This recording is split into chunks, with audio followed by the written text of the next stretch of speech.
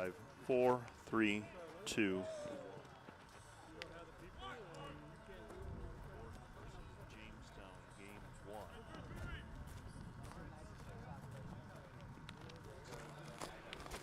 Test 1, test 2.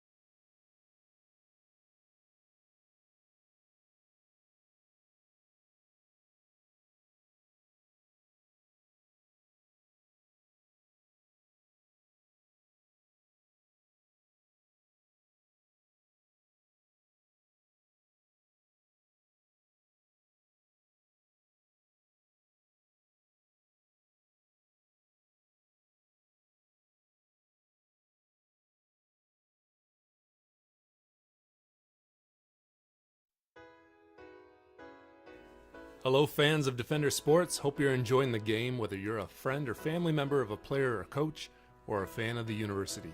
These players and coaches have put in hours and hours of practice and it shows. But going into each and every game, there's one more thing that every coach makes sure the team has, and that's a game plan. If these players and coaches are willing to put this much time into planning for a game, how much more important is putting together a game plan for your financial life? Now, the financial world continually becomes more complicated, but if you don't have either the time or the desire to spend hours upon hours learning and keeping up with the changing rules of the game in the financial world, and then figuring out how that applies specifically to your financial life, you don't have to do it alone. For over 40 years, we've been helping households to build their financial game plan upon all the things more important than finances, while being good stewards of the resources God has entrusted to their care. Because there's things in life more important than money, and none of them are things. I'm Tom DeYoung, financial planner and president of Money Concepts, the planning firm. Check us out on the web or social media. Check out our podcast at moneyconceptsradio.com or your favorite podcast app, or schedule a complimentary meeting to see how a financial game plan might benefit you. Enjoy the rest of the game and remember to spend your most valuable resources, your time and your attention, on the things in life that matter more than money.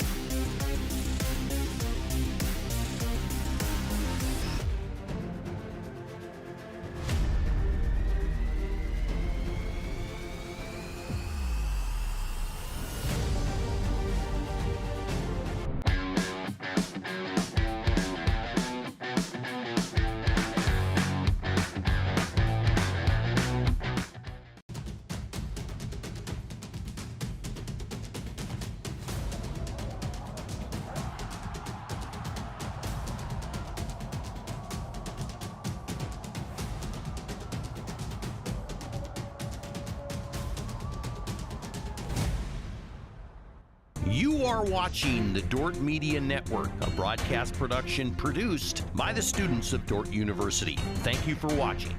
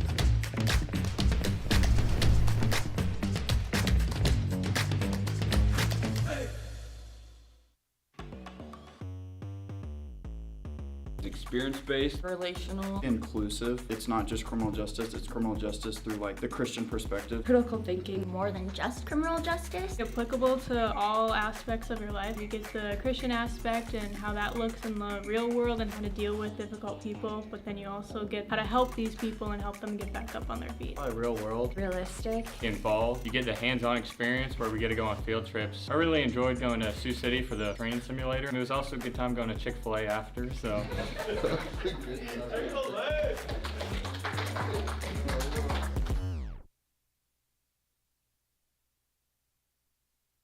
Today's Dordt Media Network live stream broadcast is produced by the students of Dordt University.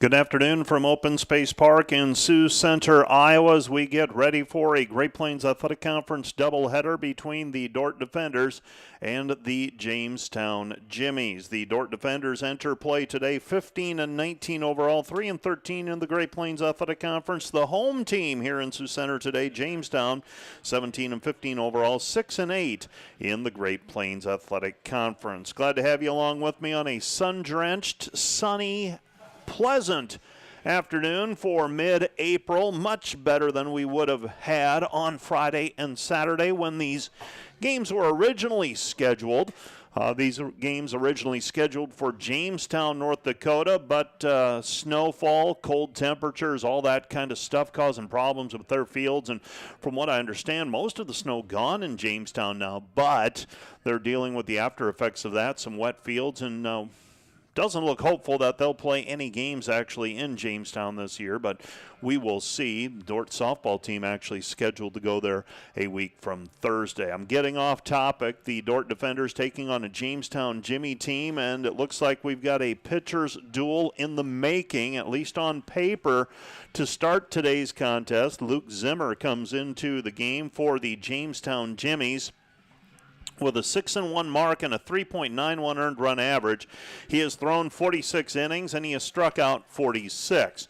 For the Dordt Defenders, they will go with their ace, Jungju Kim. He's 5-2 this season, 56 innings pitched, and he's got 80 strikeouts so far this year. The earned run average a little bit high. He got dinged up in one outing, and that was tough to overcome, a 6.04 earned run average. But for the Defenders, the ace far and away over the last 2+ years now for Dordt, Jungju Kim on the mound for them. So we will see if that pitcher's duel develops. Leading things off for the Dordt Defenders will be Logan Harris. He's the left fielder, takes the ball, 1-0 the count. Nolan Christensen in the on-deck circle. Jason Carrig, the shortstop, will bat third in the inning. If anybody reaches, Dylan Stanley, the designated hitter, would bat fourth. Pitch is low, ball 2-0 the count. Completing the lineup for the Defenders, Logan DeVries will bat fifth. He's the second baseman. Breaking ball, misses, down low, ball 3-0 the count to Harris. Caden Davis will bat sixth. He's the center fielder, batting seventh. Juan Sanchez, the catcher, pitches down to the dirt, and Luke Zimmer puts the leadoff batter aboard. Logan Harris reaches with the base on balls, and that will bring Nolan Christensen to the plate. Nolan sporting a .325 batting average. Completing the Dordt lineup, Drew Oreskes is at first base. He's number 17. He bats .271. He'll bat eighth. And Ethan Hogestegger is the third baseman, batting .321. He is in the number 9 spot for the Defenders. Bunt trying to lay it down as Christensen pops it in the air. First baseman, his play is to try and tag him. And the Dordt Defenders, Nolan Christensen dodges the tag on the way to first base, stays in the base path, and he is able to reach with a bunt, single, and the Defenders now with runners at first and second and nobody out. So Christensen racing down the line, and I would imagine the question now is, did he stay in the alley, if you will, up the first base line? And the line painted on the grass in between home and first base, and it's pretty hard to vary from that. And even I'm looking at where Nolan ended up sliding, and it was right on the chalk as he dove to the bag. Looks to me like he was able to stay in the alley up the first base line. Brings Jason Carrig to the plate. Carrig squares around, shows bunt, pops it in the air, foul ball, strike one. 0-1 the count. Christensen got away with it, popping it into the air, and was able to race to first for the single. Carrig pops that one in the air the opposite way and gets away with it. 0-1 the count with nobody out. We're in the top of the first inning, just underway from Open Space Park. 3:10 down the lines here at Open Space Park. And Jamestown sends the third baseman and second baseman, anticipating the bunt. That time Carrig takes ball one, 1-1. 1-1 to Carrig. Carrig, a left-handed batter. He's put together a very fine freshman season, and still there's a lot of baseball to play. He's batting .333 with 40 hits so far in his freshman campaign. The shortstop, ground ball to the middle, taken by Orijados. Orijados turns the double play as Carrig rounds into the double play, goes 4-3, retiring Christensen on the double play for the second out of the inning. We will see if our intrepid scorekeeper gets that scored correctly. He does. He is Stefan Sawtell. You'll be hearing from him a little bit later on in the afternoon. He's going to try his hand at some play-by-play. Probably take you home for the second game. 2 7-inning games played here at Open Space Park. 2 outs in the inning, so the Dordt threat, first and second with nobody out, they got exactly what they needed. Jason Carrig grounds into the double play, and now Dylan Stanley batting with an opportunity and a runner 90 feet away. That's Logan Harris. Dordt trying to take the 0 off of the scoreboard here in the top of the first inning. Wild pitch, and scoring on the play will be Logan Harris. So Harris scores without benefit of the ball being put in play on that at bat. He scores on the wild pitch, charged to Logan Harris. And now Stanley batting with the bases empty. 2 down in the inning, 2-0 the count to Stanley. Stanley, right-handed batter. He's got a little bit of pop in his bat. He's got 6 home runs, 25 RBI. Here's the pitch. There was a stretch where Stanley, over spring break, he was swinging it as well as anyone, and as is the case over the course of a baseball season, he has cooled off a little bit. Here's the pitch. Swung on, lined in the air, right field, and might beat the right fielder. It does. Stanley off the base of the fence, takes the turn at first. Here's the throw to second. Could be a play, and he's out at second base. Dylan Stanley thrown out, trying to stretch the long single into a double, and Stanley retired on the throw. 9-6 was the shortstop covering or the second baseman. We'll have to see. We'll double check that. But Stanley retired at second base for the third out of the inning after the single. And the Dordt defenders get a run on 2 hits, no errors, and nobody left on base. To the bottom of the first we go. Our score, Dordt 1, Jamestown 0. Back with more after this.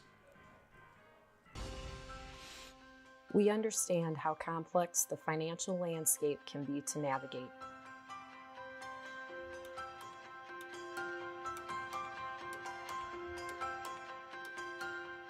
Our goal is to free up your hands so that you can focus on what is most important in life.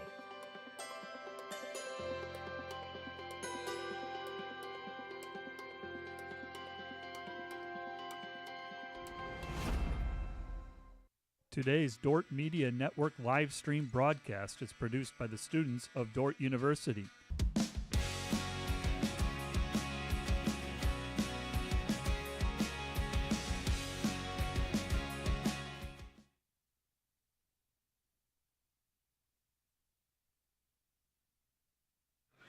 Well, an inning that began with much promise ends with Dordt getting 1 across. And 1 is better than none if you're a Dordt Defender fan. for the Jamestown Jimmies. They've got to feel good about dodging the bullet early on, as the defenders had runners at first and second, got a double play ball, and then on a line drive, they gave up the run on the wild pitch. And if not for that wild pitch, well, the run still would have scored on the line drive by Stanley into the right field corner. Run would have scored, but Stanley trying to stretch the single into a double, hit it sharply, but the right fielder made a nice play. Isaiah Roebuck got to the ball quickly, turned and fired a strike, and the ball was waiting for Dylan Stanley as he tried to stretch it into a double here in the first inning. I don't have a problem with the aggressiveness, though. You're trying to make something happen, especially with 2 outs, get into scoring position. As it is, though, the out recorded, and now Dordt will take its turn in the on the defense. Kendall Yackley, Xander Orihados, and Tristan Madison due up for the Jimmies. Yackley batting .333 this season, facing Jungju Kim, who comes into the contest with a 5-2 record. So the Dordt defenders on defense. And we said we would verify who covered second base, and we'll do that in just a little bit, hitting the rewind on our web stream to get that. Kim's first pitch is a strike, 0-1 the count. Well, this is the third season of having a front row seat for Jungju Kim pitching, and normally when he has good outings, he is pounding the strike zone and getting ahead in the count early. There he does. Now the pitch down in the dirt to Sanchez.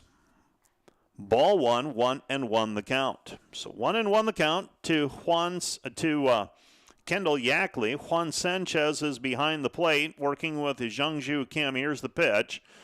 And that's down to the dirt. Ball 2-1 the count. Around the infield from left to third to first, Ethan Hogesteger, Jason Carrig, Logan DeVries, and Drew Oreskes.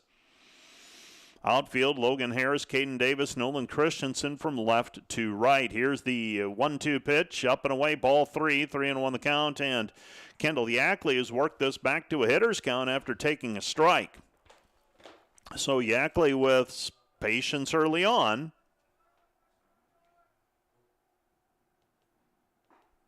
And a swing and a miss by Yackley, strike 2, and the count goes full, 3-2.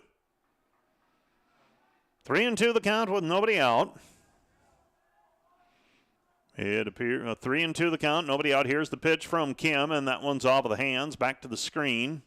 Count remains 3-2. Yackley this season, 7 doubles, 4 homers, 28 RBI.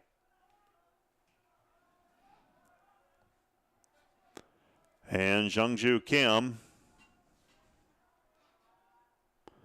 into the delivery. Here's the pitch and swung on back to the screen once again. Well, the field greening up nicely. We had just a touch of snow yesterday in the morning here in Sioux Center. Here's the full count pitch on the way. Breaking ball swung on and missed. Strike 3. Yackley goes down swinging. First strikeout of the day for Jungju Kim. That's number 81 this season, out number 1 of the inning.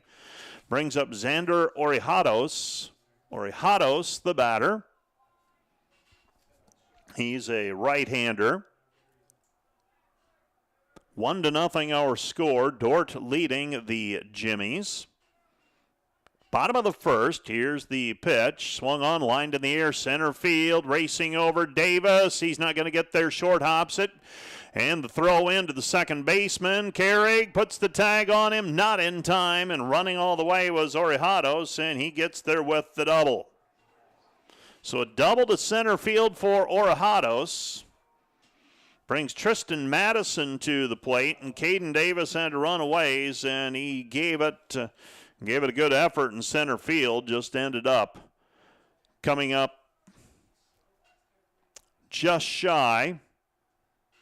And there's the verification. It was the shortstop covering on that last out of the inning back in the top of the first when Dylan Stanley was thrown out at second base. A similar type play moments ago, but then Orihados able to make it in. Strike 1, 0-1 the count. Jungju Kim on the mound. 1 out in the inning. Double play out of order. Tristan Madison, .368 batting average. Madison, 39 hits, 5 doubles, and 2 home runs this season. And here's the pitch, swung on, hit in the air right side. That's going to drift out of play, and we'll do it again with a count now 0-2. Nothing into the count. Well, Davis had a decent throw into second base, but the runner, good speed. He was going all the way once he saw that ball up in the air. He was able to get a good jump out of the box and able to race to second base. Count remains 0-2 to Tristan Madison. Madison is the catcher for the Jimmies. Now, I am going to date myself here a bit, but the Jimmies with what I remember the Baltimore Orioles color scheme looking like. The crisp white. Swing and a miss, strike 3, and Sanchez, well, blocks it, but they said he got a piece of it, did did Madison. So the count remains 0-2. The orange numbers, the orange lettering for the Jimmies. For the defenders, black tops, gray pants, yellow lettering, yellow numbers. And that just misses outside and low. Ball 1-2 the count. Bottom of the second inning. Mentioned it already, but this game originally scheduled for Jamestown this past weekend. Then it was going to be played here in Sioux Center on Friday and Saturday. Looking in for the sign is Jungju Kim. Here's the 1-2 pitch, breaking ball, hit in the air, foul, out near the vehicles that park behind the press box. 1-2 the count with one out. If I get back and my back window is out, I'll know why. 1-2 the count with one out. Madison awaits the delivery from Jungju Kim. Runner at second gets his lead. Here's the pitch. Swung on and fought off foul, and Madison working Kim for a lot of pitches here early on. Jungju already 9 pitches. This at bat taking a while. It's 7 pitches already, and all we've got to show for it is a 1-2 count thus far. Carter Scott runs a few more baseballs out to the home plate umpire. 1-2 the count with one out. Stepping back in will be Tristan Madison. And Madison awaiting the delivery. Runner on second base gets his lead. That's Orajados. Kim looks in, the right-hander. Deals. And Sanchez blocks it. Ball gets away from him momentarily, and that'll go as a wild pitch in the dirt. Orajados wasn't moving until the ball hit the dirt. And the more you learn about baseball and softball scorekeeping, the more intricate things become. That's not a stolen base. Now, if he had been breaking right away, and even if the ball's in the dirt, then it's no longer a wild pitch, but it's a stolen base, and you give the credit to the base runner. But there he held. 2-2 pitch on the way. Swung on, ground ball left side, and it's bobbled by the third baseman, Hogestegger, and Madison is on with the error. Puts runners at the corners, and now the defenders need a double play. I think we have a courtesy runner in as well for the catcher. That is Jamestown's Alex Elva, number 4. He will be the courtesy runner for Madison whenever he reaches from here on out. You can use that runner as a pinch hitter, a pinch runner as well at some point, but in the process that they can no longer be the courtesy runner. So, oftentimes you pick your best base runner on the bench and you use them as a courtesy runner, and really can benefit you if your catcher happens to be a pretty good batter. Catcher's normally not known for their speed. Jordan Singleton, the batter. Singleton tops in the team with a .378 batting average. So is Jungju Kim with his work cut out for him. Singleton swings through it. Strike 1, 0-1 the count with one out. And now we have time called. 0-1 the count.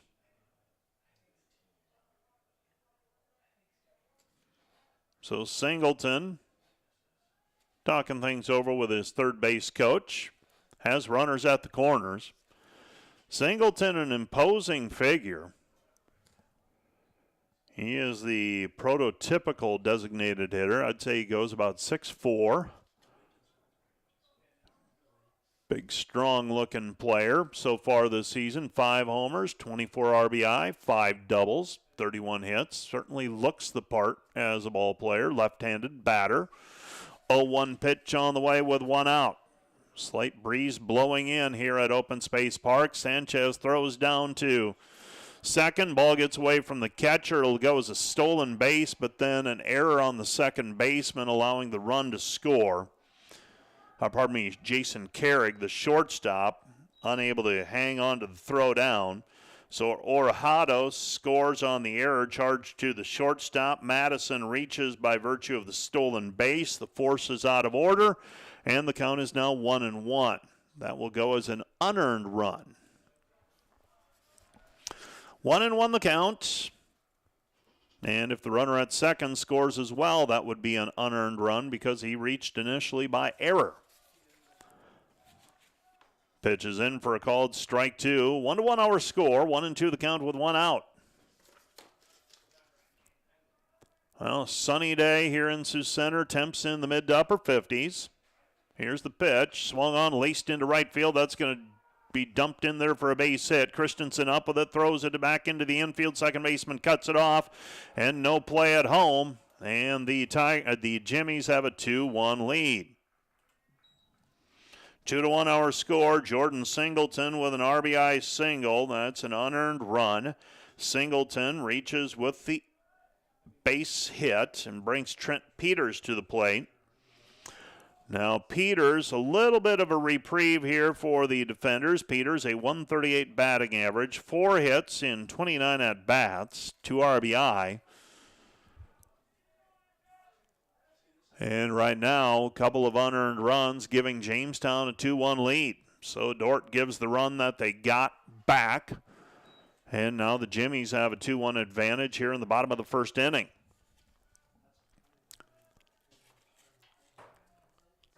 Well, Open Space Park is good as it's going to look. Maybe a little greener eventually all the way around, but here's the pitch. That's in there for a called strike, 0-2 the count. A little bit more rain. Actually, that snow yesterday helps green it up quickly. 0-2 the count. Dordt trailing 2-1, 1 out here in the bottom of the first inning. Pitch from Kim, swing and a miss, strike 3. Out number 2 of the inning. Chase Burke will come to the plate now. Your little scorekeeping lesson for the day. Any run here from here on out now is a unearned run because the third out should have been recorded. It's quite often the toughest thing for scorekeepers to come to grips with is the earned and unearned runs. I'm still learning. Pitch is in for a called strike. 0-1 the count to Chase Burke. Troy Berg waiting in the on-deck circle. Burke, center fielder, batting .265. He's down to the count 0-1. So 0-1 the count. Here's the pitch. Breaking ball swung on and missed. Strike 2. 0-2 the count. 0-2 the count.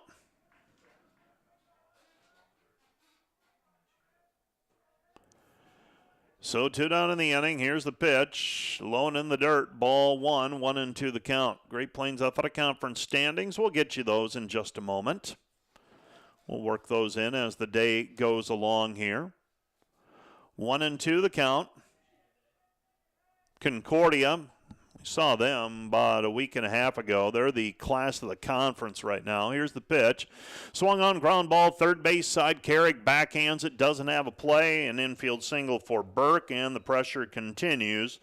Runners at first and second with 2 down in the inning. Concordia is 15-3 in the league, 29-11 overall. Then you've got Morningside, who Dordt split with last week, 15-5 in the conference, 29-10 overall. Doane, who the Defenders will see this weekend, 13-5. Mount Marty, 13-7. Dordt will see them on Friday night. That's the schedule at least. Pitches in for a called strike, nothing in one the count. And the Northwestern, 10-8 in the league. We'll see them for 4 games next weekend, Friday and Saturday, to conclude the regular season. Here's the pitch. Swung on and, swing. Backing up, making the play is Logan DeVries at second base. Troy Berg retired on the flyout to second base for the third out of the inning. And the side is retired, but not before the Jimmies get a couple of runs. 2 runs on a total of 3 hits. There were a couple of errors that played into the scoring. No earned runs, and they strand a couple. We go to the top of the second inning. Our score, Jamestown 2, Dordt 1. Back with more on the Dordt Media Network right after this. Today's Dordt Media Network live stream broadcast is produced by the students of Dordt University and sponsored by Sioux Center Health Therapy, partnering with Dordt University to provide quality care to all athletes. Sioux Center Health Therapy. And today's live stream broadcast brought to you by Verhoof Automotive. Verhoof Automotive in Sioux Center is your local Chrysler, Dodge, Jeep, Ram, Chevrolet, and Buick dealer. Verhoof Automotive, worth the drive from anywhere.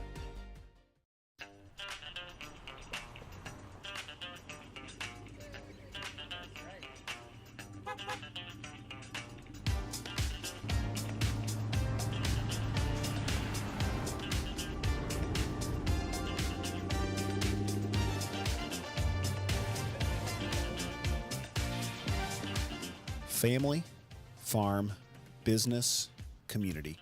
People's Bank, where values matter.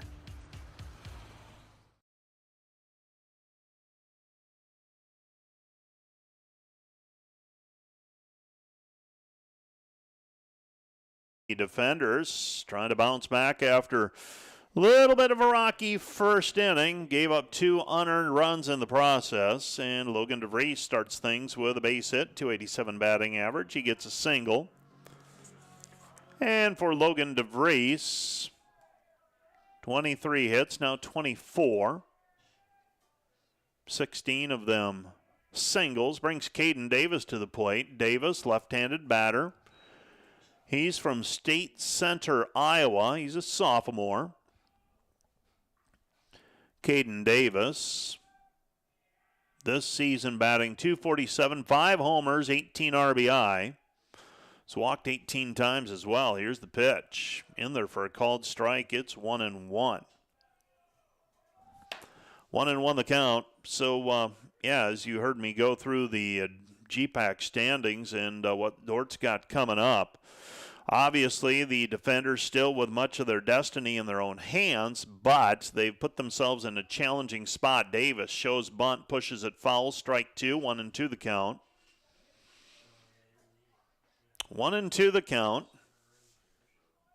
The Defenders right now trailing Jamestown, Hastings, and Briar Cliff in terms of wins. Dordt with 3 wins, those 3 with 6 wins. If you're going to make up some ground, this is a series where the Defenders probably need to do so. 1-1 the count with nobody out. Here's the pitch, swung on, hit in the air, left side. That's going to drift out of play, and the count is 1-2. 1-2 the count. My understanding is we'll see Nick Yeager in Game 2 today. So the Defenders front-loading their pitching this weekend. They recognizing, obviously, the importance of this weekend. You don't win 3 or 4 if you don't get one in Game 1. So you load it up at the front, and Jamestown doing much the same. Now, I don't know about Game 2. Don't have the inside information like I do with the base Dordt team. Throw over to first, not in time. Over at first base is Trent Peters for Jamestown. The defender base runner DeVries there by virtue of a base hit earlier. And Davis takes a strike on the inside corner of the plate. Strike 3. That is the first strikeout recorded by Luke Zimmer, out number 1 of the inning. And that'll bring Juan Sanchez to the plate. Sanchez gets the report from Caden Davis on what he can expect to see. Sanchez had a nice pair of games against Morningside last week.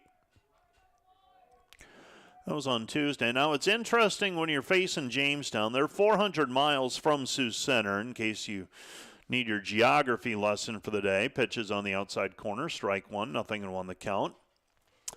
400 miles from the Dordt campus. So what that means is they're not going to hop in the bus and just play 2 games here in Sioux Center and risk a rainout. So it's basically an all or nothing thing. And here's the pitch. Sanchez takes strike 2, nothing and 2 the count. So that played into the factor last week of making a decision on Thursday morning that, hey, we're not going to play on Friday or Saturday, even though at that point the weather forecast looked favorable for games on Friday. 0-2 pitch on the way with 1 out. Swing and a miss, strike 3, and Sanchez goes down swinging, out number 2 of the inning. Strikeout number 2 for Zimmer, and that will bring Drew Oreskes to the plate. Last week Friday, though, in all honesty, a good thing that the Jimmies didn't get on the bus on Thursday and head south, because things deteriorated rather quickly Friday afternoon. Softball ended up jumping over to the Dome ASB Sports Complex in late notice. Here's the pitch, swung on and missed by Oreskes, strike 1. Nothing and 1 the count. Oreskes, a .271 batting average. He had a grand slam against Morningside, playing third base today. That was his first career home run. He's got 10 RBI, got 4 of them in one fell swoop. Swung on and fouled off, strike 2, nothing and 2 the count. Now Zimmer, he's gained a little bit of confidence. He's working ahead in the count, 0-2 the count to Oreskes.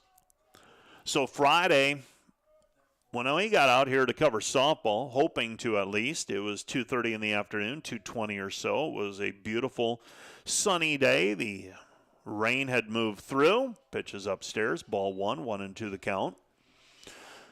And it looked favorable, and then the clouds built out of the southwest and promptly brought with it thunder and lightning and a little bit of rain. And about 3:15, 3:30, the decision was made to jump into the Dome. Here's the pitch, swung on, ground ball, sharply hit. Shortstop bobbles it, tosses over to second base in time. I thought maybe the second baseman's Xander Orajado's foot was dragged off of the bag.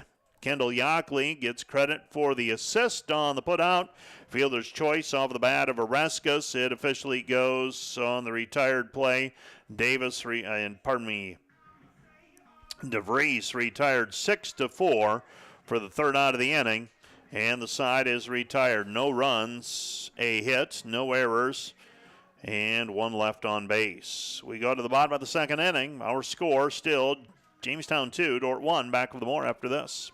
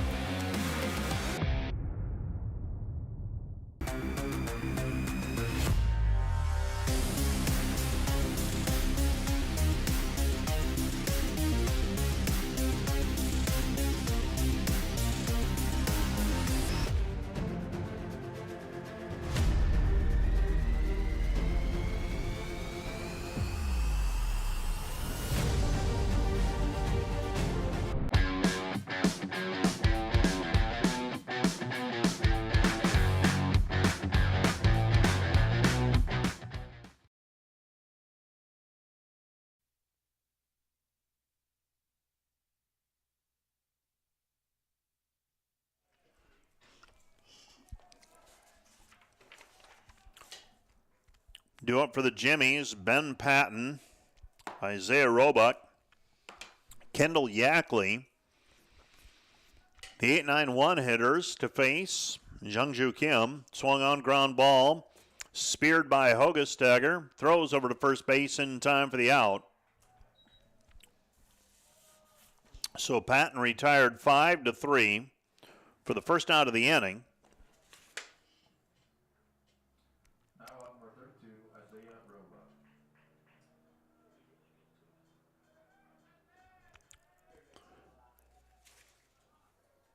So that brings Isaiah Roebuck to the plate. Roebuck takes a ball. 1-0 the count with one down in the inning. Now I'm beginning to doubt myself. It might have been Ethan Hogestagger that had that grand slam last week against Morningside.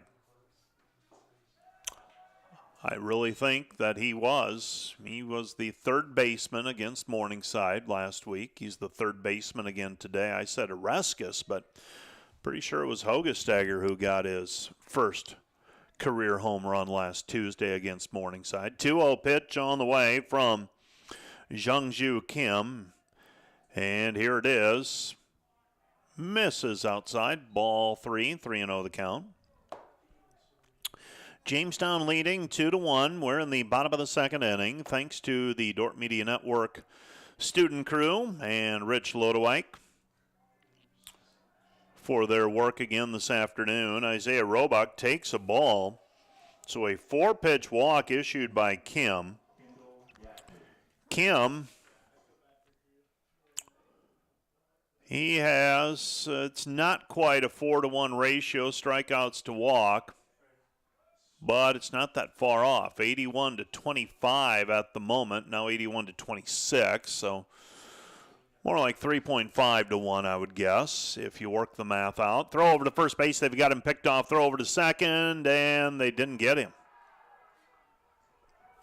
Stolen base for Roebuck. They had him leaning the wrong way. First baseman's throw, though, was a little bit to the infield side of second base, and Roebuck able to read it, and he's able to dodge the tag on the throw from Oreskes to DeVries. Now, DeVries was an odd play in that he was running towards the bag, and his momentum carried further away.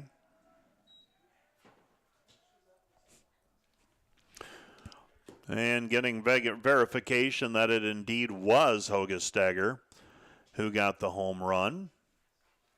Thanks to Matt Boss. He was on the call of that game. Swing and a miss, strike one, 1-1 the count. He's thawing out from spending the day out at the golf course for the Defender Invite for women's golf, snapping some photos, getting the results.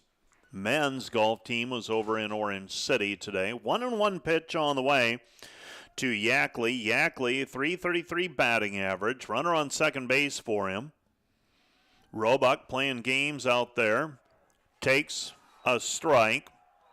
1-2 the count, but advancing to second base is, third base on the steal is Roebuck. So Roebuck has moved into 90 feet away without virtue of a base hit. Reached on a walk, stole second, stole third. That one hit Sanchez in the glove, and he just wasn't able to get out of the crouch and make the throw over to third base in time. Pitch misses outside, ball 2, 2-2 the count with one out. So Dordt trailing 2-1. Now here, this is the challenge right now. For the Defenders, things not going their way early. We're in the bottom of the second. They trailed 2-1, and another runner working his way over to third. But it's a long game. Defenders had base runners in the first inning, had a base runner again in the second inning. Can't let one inning turn into can't let one play or two determine how you're going to play out the rest of the inning. So let's see if the Defenders can regroup here. 2-2 count. Got the heart of the order due up for Jamestown, so that's playing into their favor here. Dordt's defense playing straight up. Second and shortstop. They want to get the out, so they're playing back. Even with the bag, the first and third baseman. Here's the 2-2 pitch. Misses upstairs. Ball 3, 3-2 the count. Yackley struck out in his first at-bat. So 3-2 pitch on the way. Jungju Kim from the stretch. Swing and a miss, strike 3, and Kim records his second strikeout of the day. And oddly enough, both by the leadoff batter, Kendall Yackley, brings Xander Orejados to the plate. Orejados, right-handed batter, he reached on a double just to the right of Caden Davis, who came charging the center fielder, unable to make the play, though. And this one's lifted in the air left field. That one's going to die out of play. Strike 1, 0-1 the count. Orejados later came in to score an unearned run in the first. Dordt trailing 2-1. Bottom of the first inning. 2 down. Chance to get out of the inning here. So 0-1 the count to Orejados. Here's the pitch from Kim. Swung on and lined into left field, and making the play on the run to his right is Logan Harris. And Orejados is retired on the line out to left field for out number 3. Jamestown threatens, but they come up empty. No runs, no hits, no errors, 1 left. To the top of the third we go. Dordt trailing 2-1. Back with more after this.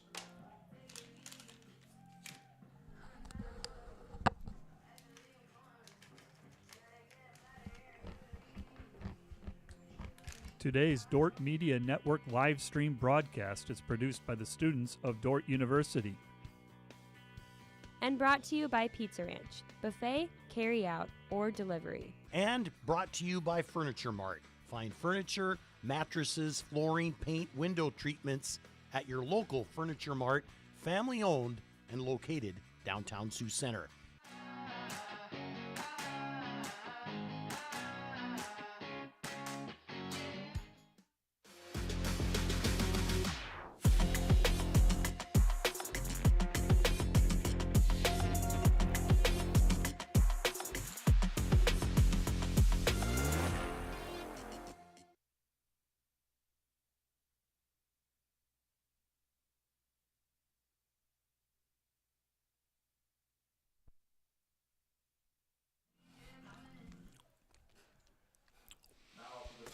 Well, we head to the top of the third inning. Due up for the defenders, Hogestagger, Harris, and Christensen. Also, I've got a text, someone inquiring about a pitch clock at the NAI level. Pitch is in for a called strike to Hogestagger. Hogestagger, a .321 batting average. There is a pitch clock, if you will. It's basically the base umpire line drive to Hopper. Second baseman Orejados up with it, throws over to first base in time, and Hogestagger is retired 4-3 for the first out of the inning. Ball very nearly caught the edge of the grass. Maybe that gives Hogestagger a chance to reach, but instead it bounced on the dirt cleanly. And Orejados, playing back on the grass behind second base, makes the play. Pitch to Harris is taken for a strike. 0-1 the count with 1 out. Here's the pitch. Down low, ball 1. 1-1 the count. Back to that pitch clock. Every once in a while you see a delay called against the pitcher. Results in a ball. Here's the pitch. Now that's down to the dirt, ball 2. The rules not nearly as intricate as Major League Baseball has made them this year. Pitch is in for a call. Beg your pardon, misses. Ball 3, 3-1 the count. Yesterday, really the first time this season I've had the opportunity to just sit and watch a Major League game. Here's the 3-1 pitch. Swung on and missed by Harris. Strike 2, 3-2 the count. You got that pitch clock popping up on the screen. You've got players seem to be adjusting, but here at the NAI level, we've actually had it for a couple of years, just keeping pace of play moving. Here's the 3-2 pitch, swung on and missed, and Harris is going to be thrown out at first base. So the strikeout for Harris, followed by the 2-3 putout for out number 2 of the inning. Brings Nolan Christensen to the plate. So 2 down here in the top of the third. Both pitchers, it seems, settling down. Zimmer settled down almost immediately. Christensen lifts it in the air, drives it to center field. Back is Burke, and he makes the play just in front of the warning track, about 10 steps off of dead center field in the alley to left. And Christensen retired for the third out of the inning. No runs, no hits, no errors. Dordt retired in order. Due up for the Jimmies will be Madison, Singleton, Peters. 3-4-5 hitters when we're back on the Dordt Media Network right after this. We're in a town that's very progressive. We're grateful for that. We have a lot of entrepreneurial spirits in town here. Well, the one thing you get from Sioux Center that you don't see in larger cities is that small town support. If you bring a business to Sioux Center, everyone wants to know your name. What's your background? Where are you from? What brought you here? Why are you coming to Sioux Center? And they want to support you for that. People spend locally. They want to be loyal and they want to help out other loyal customers. It's a place that is for young professionals. We opened our practice about 2.5 years ago. My wife and I moved here from South Dakota to be a part of the Sioux Center community, and we've grown here since then. I love Sioux Center because of the connections you have here. People want to see you succeed. People are here to encourage you. It's always growing. I mean, it's a safe spot.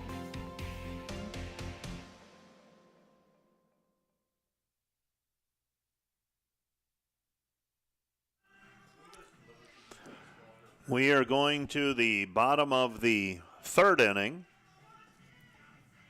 Tristan Madison, Jordan Singleton, Trent Peters. So we were talking about that pitch clock at the NAIA level. What's coming up this week, you ask? Well, more Dordt baseball tomorrow. We're going to get started right away at 1 o'clock, right after lunch or dinner.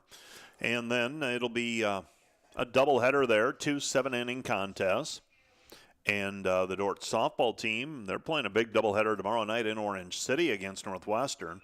Swung on, hit in the air, right side. Christensen drifting over, now on a run, makes the play. Nolan Christensen retires. Tristan Madison, for the first out of the inning, brings up Jordan Singleton. While I'm hopeful from the Dordt perspective that we look back on that second inning where Jungju Kim was able to get out of the situation with a runner on third and left him stranded there. Hopeful that we can look back at that inning and say, yep, that was a big play where the defenders were able to come back from a 2-1 deficit. Pitch skips away from Sanchez. Nobody on base, so that'll trickle back to the fencing. Singleton in his last at-bat singled, had an RBI. Here's the pitch. Outside corner. Strike one. 1-1 the count with 1 out and the base is empty. DeVries playing very deep at second base. He's about a step or two back over there. Here's the pitch. Swung on, driven in the air. That's going to be trouble over the head of the center fielder. Davis giving chase. Makes the no, it dropped out of his glove on the dead run on the warning track. That'll go as a double for Singleton. So Singleton tags it to center field. Would have been a great play by Davis on the dead run and over the shoulder catch. Gave himself a chance, but he hit the warning track as well as he was trying to make the catch. And you obviously know that the fence is coming at that point. So a double surrendered. And that brings Trent Peters to the plate with Singleton at second base. Peters in his last at-bat struck out. One of 3 strikeout victims so far for Jamestown. So we'll play again tomorrow, a doubleheader. We also told you about Dordt going to Orange City to play softball. That'll be a twin bill as well. I believe that's a 5 o'clock start time. Wednesday and Thursday, no varsity play, right now at least. Here's the pitch. It's upstairs, ball 2, 2-1 the count. It's kind of a joke, but it's a reality. The spring schedule is a living, breathing document that changes. So we work through those changes, and who knows, maybe we'll play Thursday. Pitch is on the outside corner, strike 2, 2-2 the count. But right now, nothing on the schedule for Thursday. Friday, softball is in Sioux City to face Morningside. Baseball is back here hosting Mount Marty. That'll be a 4 o'clock start. 2-2 pitch on the way. And it hits the batter. Trent Peters on after being hit by the pitch. Caught that one in the back, did number 16, Trent Peters, and brings Chase Burke to the plate. So runners at first and second, and now you're looking for a double play ball if you're Dordt. Jimmy's with that block lettering across the chest. They're the Road Warriors this spring. And here's the pitch. Swung on and missed. Strike 1. Nothing and 1 the count. With 1 out in the inning. Burke in his last at bat, he had a single. Ended up stranded at first base. So Kim looks the runner back at second. Throws over to second base. Just about throws it away. DeVries dives back to his left. First base side of second base and snags it.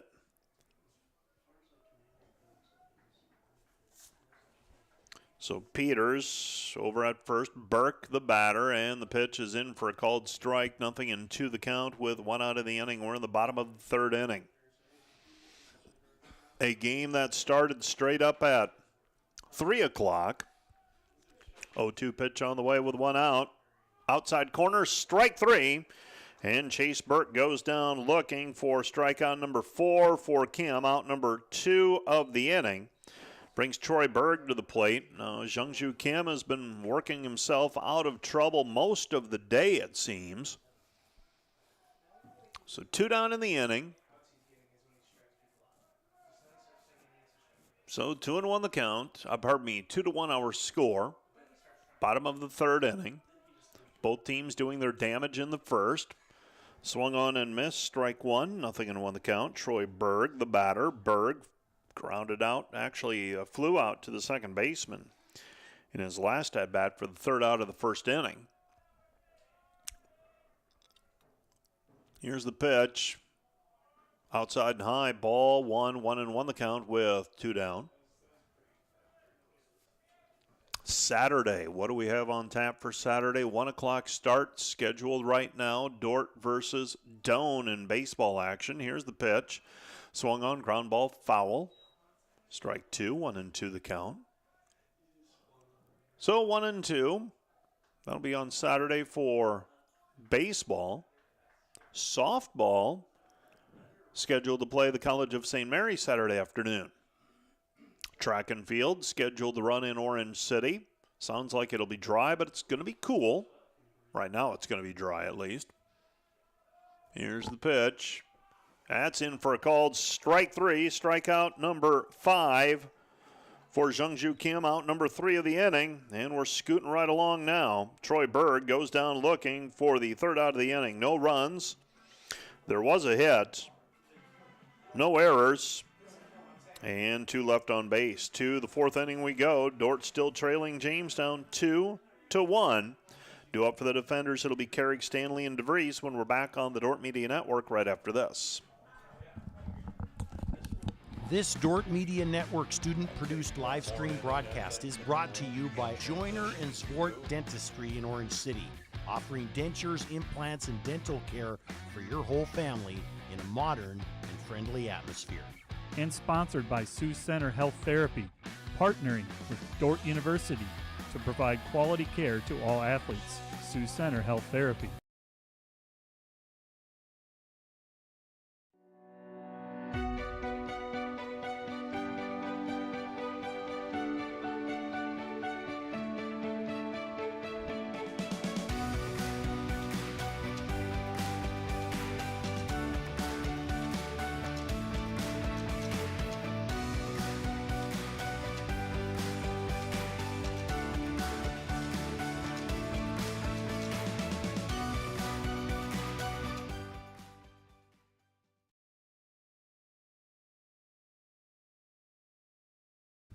For the defenders, it'll be Jason Carrig. He grounded into a double play back in the first inning. Yeah, you forget about that first inning where it really looked like the defenders were poised for a big start. And then Jamestown got exactly what they needed, a double play to get out of the inning. Sharply hit, but right to the shortstop, Yackley. Yackley, very close to second base, makes the play. Carrig retired 6-3 for the first out of the inning.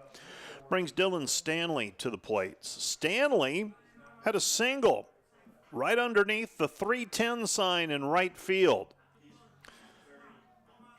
Stanley, though, unable to leg it out for the double as Isaiah Roebuck got it back into the infield quickly. Stanley, average speed, thrown out, and it was a nice play by Roebuck. He got there quickly, got the throw back into the shortstop covering Yackley as well.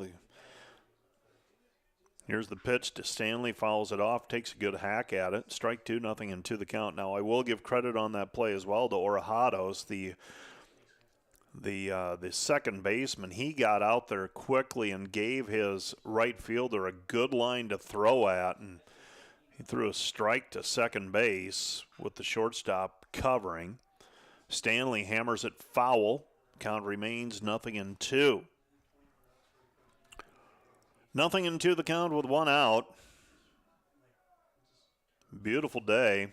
Could get a little chilly by the end of the day. And that just misses outside. The Jamestown dugout thought they got it. Stanley didn't flinch. 0-2 the count. Now 1-2. Stanley, 306 batting average. Helped his batting average with a single back in the first inning. Takes a ball, 2-2 the count. Well, got thrown out trying to get a double. Dylan also works some for the Dordt Media Network when he's not playing baseball, which during the spring isn't very often. Swing and a miss, strike three for Stanley. Out number 2 of the inning. And looking back, I believe that's strikeout number 4 for Luke Zimmer. So it's just like Jungju Kim. Zimmer is... Since a rocky start, Zimmer has been on it. Runners at first and second with nobody out in the first inning, and since then he has been pretty good. In fact, since that point, he has retired 8 out of the 10 batters he has faced. And this one's golfed into left field. That's going to be trouble to the gap and miss. Diving is Patton, doesn't make the play, and in standing up will be Logan DeVries with the 2-out double. And that'll bring Caden Davis to the plate. Next up, number 10, Caden Davis. Left fielder Patton gave it a good go, trying to run it down in the alley. Have a feeling with both pitchers kind of finding their groove here, that defense realizing it as well and trying to make the play. So now runner at second, scoring position for Caden Davis. Here's the pitch, ground ball, first base side, foul ball, strike one, 0-1 the count. DeVries will be off on contact here with 2 outs, and you hope that he can score on a base hit. Jamestown trying to get out of the mini jam here. 0-1 the count with 2 down in the inning. Our baseball game, an hour old. We're in the top of the 4th.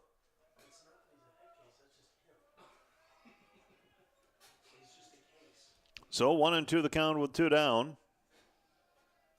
Zimmer from the stretch. Right-hander's pitch. Swung on and missed. Strike 2. Well, now Davis down to the count 0-2.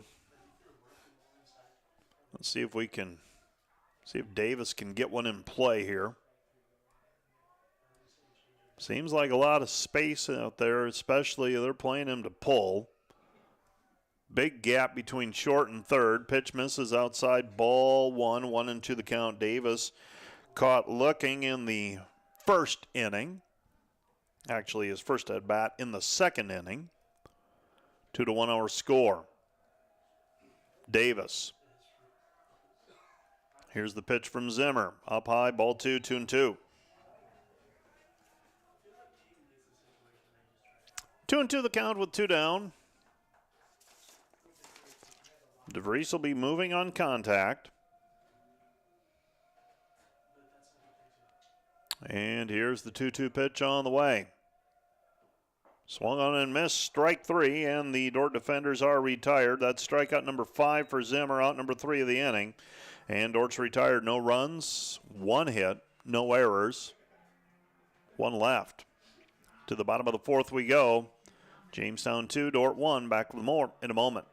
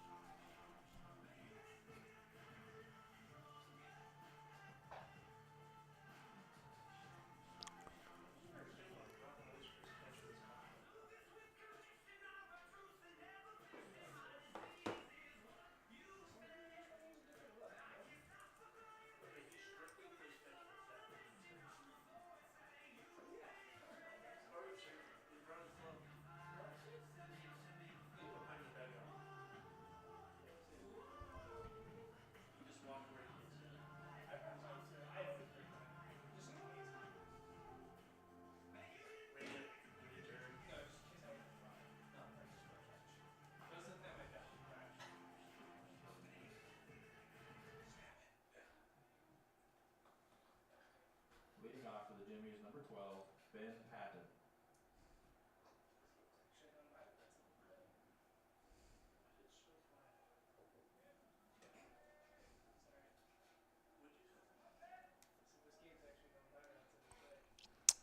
Patton batting for the Jimmies, trailing 2-1.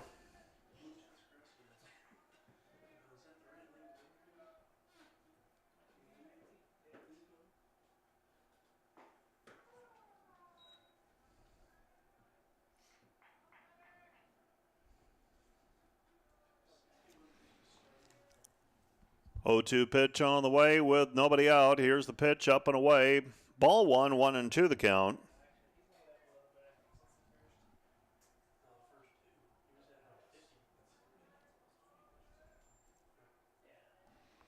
And here's the pitch, swung on and missed, strike 3. Jungju Kim records his 6th strikeout of the contest. Out number 1 of the inning. That'll bring Roebuck to the plate. So both pitchers right now got a little bit of momentum rolling. Roebuck in his last at-bat walked and then stole second base.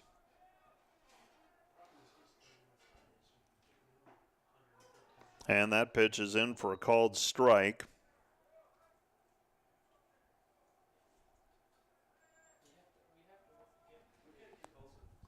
So nothing to 1 the count. Here's the pitch down to the dirt.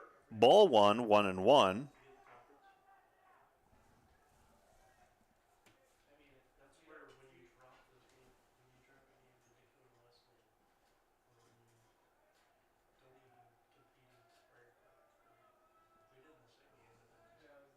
And here's the pitch down in the dirt. Ball 2, 2-1. So 2-1 the count.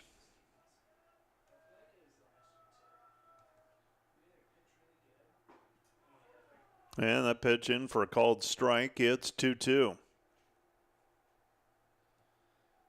2-2 the count.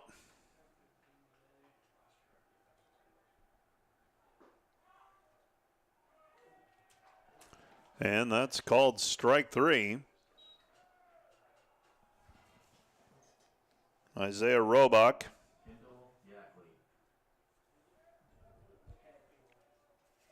Will come to the plates. That is strikeout number 7 for Kim, out number 2 of the inning.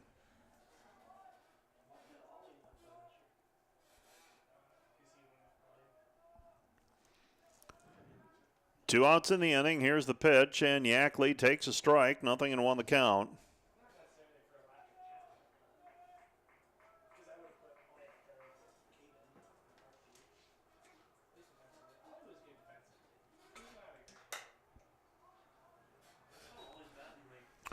And that one's fouled off. Strike 2, 0-2 the count with 2 down in the inning. So 0-2 the count with 2 down. And Kim into the line trying to get out of the inning. Here's the pitch, low and away, ball 1, 1-2 the count.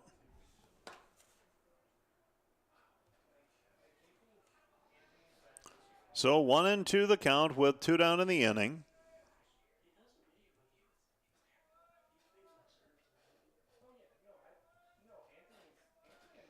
And here's the 1-2 pitch on the way. Swung on and missed. Strike 3, and Kim strikes out the side. Strikeouts numbers 6, 7, and 8 for Jungju Kim.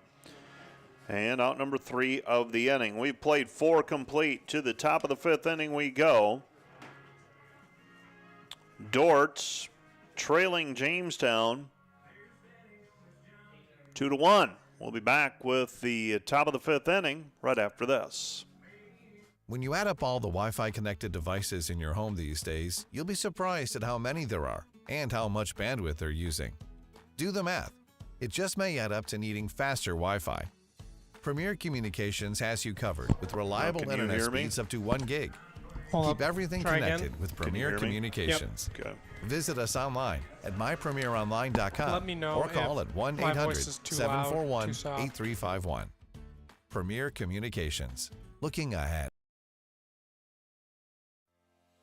American State Bank is celebrating our 50th anniversary, and we couldn't have made it this far without your support.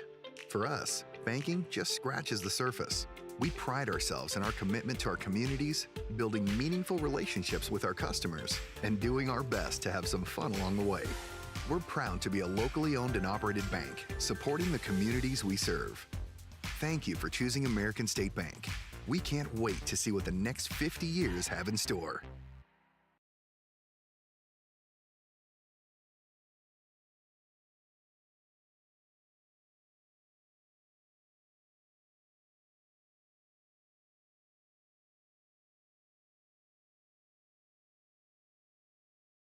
Second time through the order for the defenders, facing Luke Zimmer. Zimmer thus far has allowed 1 run.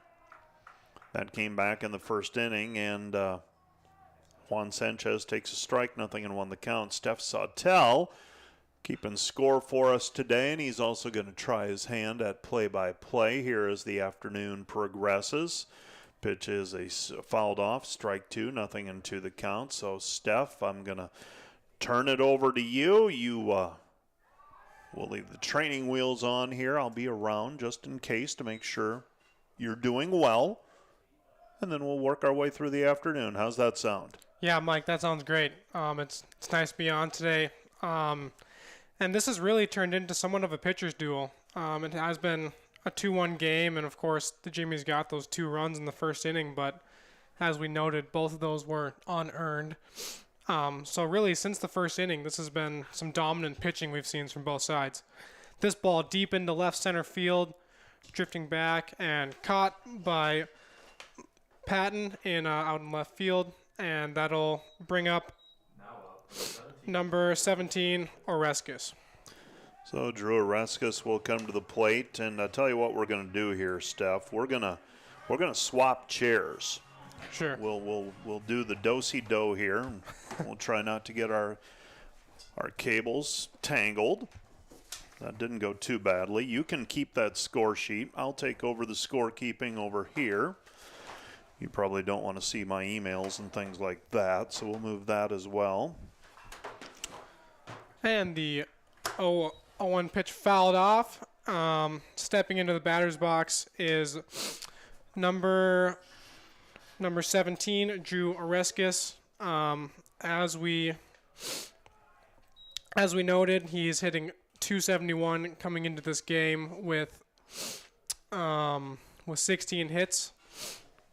Drew is currently over 1 coming in to this at bat. He steps in, gets ready for the 1-2. Takes a pitch down the middle, takes a looking, and that'll be strike 3. Up to bat will be now number 8, Ethan Hogestegger. Hogestegger.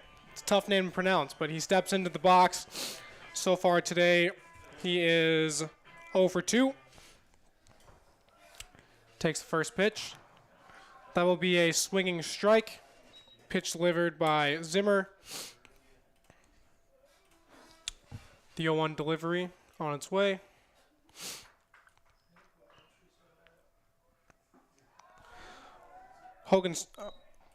Ethan takes it for a strike. 0-2 is the count. Down quickly. Hopefully he can defend here. Ethan looks in for the pitch. Up high. Ball 1. 1-2 is the count with 2 outs. 2-1 the defenders trail. Ethan looks in for the pitch. The 1-2 delivery on its way. Strike 3. Strike 3, yes, it was called. He did go around, and that will bring the top of the 5th to a close, and we will be back in a minute here at Open Space Park. This Dordt Media Network student-produced live stream broadcast is brought to you by Joyner and Zwart Dentistry in Orange City, offering dentures, implants, and dental care for your whole family in a modern and friendly atmosphere. Yep, just take it. And brought to you by Pizza Ranch, buffet, carry out, or delivery.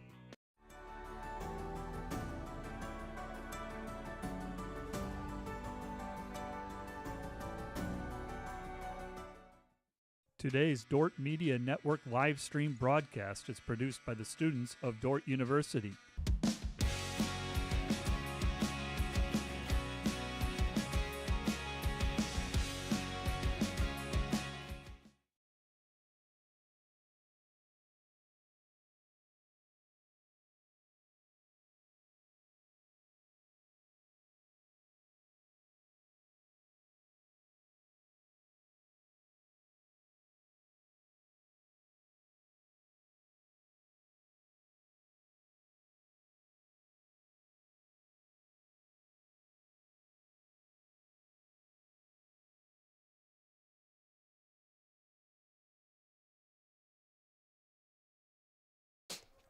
Last at bat, he flew out to the right fielder.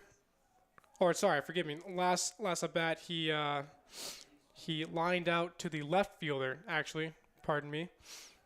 Looks in. Kim with a delivery. That's a strike. Orhados takes a ball right on the right corner of the plate. The 0-1 is the count. Kim goes into his delivery. That ball misses just a bit high. 1-1 is the count. Want to hand me my phone over there, Steph? Yeah, for sure. Perfect. Kim with 8 strikeouts so far today. That'll be ball 2, taken just low and outside. Not a bad spot for Kim to miss there.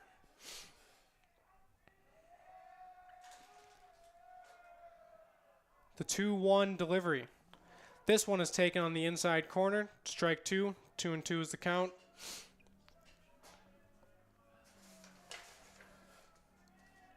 And Orhados coming into this game with 33 hits. That is second on the team. He's had a very successful year so far. This ball put into play right to Kim. The ball to first base just takes him off, but that will go as an infield single, I believe. It's a tough play to make, and if I would have guessed, I think he would have beat that out either way. So. Yeah, and Kim had to come off of the mound. That's a tough play for the pitcher. I always, in terms of scorekeeping, I always want to give a lot of grace to the pitcher because he's got the obstacle of the mound to deal with, and that goes to the right side, and you're flipping it underhand or something like that to the first baseman. That's going to be a little different play, but having to go to your right, have to turn and fire and get something on it, that's going to be an infield single all day. Yeah, no doubt. Kim throws one over to first base, keeps Orhados in check. And Madison steps into the box now. Last at bat, he flew out to the right fielder, looking to produce here. He squares up for a bunt, puts it down in front of the catcher. This one thrown to second. He is out at second. bang play there, but I do believe that he got him by about a half step or so. It was a very close call. But the sacrifice bunt does not pay out, and Madison moves to first on the fielder's choice. That was a good throw by Sanchez, wouldn't you say? Yeah, Sanchez made the decision. The play happening in front of him, that's a benefit. And he saw that he had a chance to get the runner at second base. And at this point of the game, very important to get that lead runner if you can. A second run here, a 2-run lead, that could get pretty tough to make up. So a nice play by Sanchez, able to get the out. And, so now the defenders get one out. Basically, Jamestown is going to feel like they wasted one there. Yeah, no doubt about it. Now stepping into the box is Singleton. Kim throws over again. Looks like Madison might have some speed on the base pass. Madison on the year has only one stolen base, but nonetheless, it looks like he does have some speed. Kim throws over a third time. This one was pretty close. Really keeping him honest over there at first. But yeah, as I was saying, Singleton steps in, 378 batting average coming into this appearance. As you said earlier, he is another close one by Kim. He's thrown over 4 times now.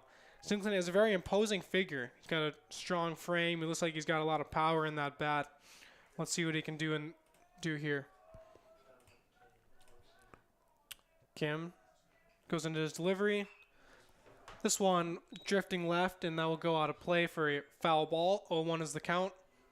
1 out here in the bottom of the 5th inning. Singleton has 2 hits so far today, a double and a single. He's hit them both hard. He and Orijados both with multiple hit days so far for Jamestown. Kim throws over again. Just gets back in is Madison. And that's Alva actually running for Madison, the catcher. Oh, so that's Alva, the pinch runner. Pinch runner. Or the courtesy runner. This one lined into center field. It will drop right in front of Davis. Davis steps up, makes the throw to third, and that is a dot, and he got him. A great throw by Davis there. He came up firing. You could see him preparing to make that throw. He got the crow hop, threw it on the line all the way to Ethan there at third. And I think for the defenders, that is the best you can hope to get out of that situation. Very much so. And otherwise, you're sitting there with runners at first and second and one out. And instead, they get the out. And now we're going to have a pinch hitter for Peters. And the pinch hitter is number 27, Alex Tolbert. He's hitting .250 on the year with only 12 hits, but not as many at bats as some of the starters. So we'll see what he can do here. An imposing figure, right-handed batter. He certainly passes the eye test. He's thick, and let's see if he's got some pop in that bat. 2 down in the inning. Yeah, Tolbert 5 home runs on the year, so certainly has some power. Well, the eye test doesn't lie then. Looks like he can see if he does some damage here with a runner in scoring position. First pitch down in the dirt. Nice block by Sanchez. Keeps the runner at second. And Kim looks in for the 1-0 pitch.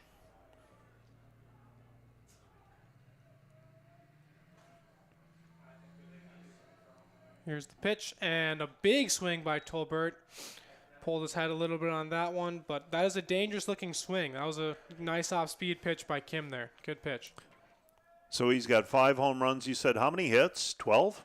5 home runs, 12 hits, 12 RBIs. As he takes the 1-1, takes it for a strike. Count is now 1-2. Those are some productive at-bats. Yeah, no doubt about it. Only a .250 average, but if you're putting up those kind of numbers and you're swinging hard, hitting the ball for power, then that's something you can live with as a coach. This one just outside brings the count to 2-2 with 2 outs. Let's see if Kim can continue to keep his not shutout with the unearned runs, but let's see if he can keep himself from any earned runs in this inning. This one grounded to third base, and it gets past the third baseman. Coming in to score is Singleton. Tolbert digs for second. A good throw, but bobbled by DeVries, and Tolbert will get in with a 2-out double to left field. And yeah, there's the power we were talking about. That was a well-struck ball. It's a tough play for the third baseman to make there. It'd be tough to make that play and be able to say it wasn't an error. Yeah, that's a base hit. Yeah, that's a base hit. Gets by the bag, and ends up being a double for Tolbert. And number 16, Trent Peters, will come in to run for Tolbert. Looks like he's got a little bit more speed, perhaps. 3 stolen bases on the year. Looks to be somewhat of a threat. And number 2, Chase Burke, steps into the box. Here's a delivery. This ball fouled off to the left, just under the hand of the third base coach. He will go to talk to Burke a little bit, give him some advice on his swing, perhaps.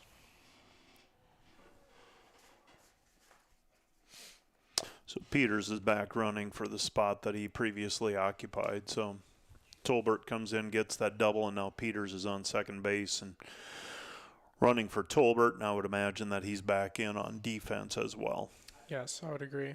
3-1, that's a big run. Yeah. Dordt's, in case you're just joining us, Dordt is the visitor for these games this week, Monday and Tuesday. And so they're down to their final 6 outs to work with and trailing by a couple of runs here in the opener of a 4-game series. Yeah, that's big insurance run for the Jimmies, no doubt about it.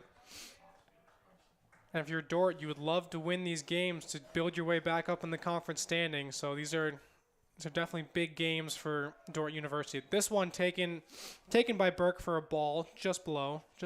Good pitch, good miss by Kim. 1-1 is the count with 2 outs. 3-1 is the score. Kim with a 1-1 delivery. This ball grounded to the shortstop. The good throw across the diamond and got him. And that'll be the end of the 5th inning. Kim gets banged up a little bit there. 3-1. We will be back in a minute here for the top of the 6th inning at Open Space Park.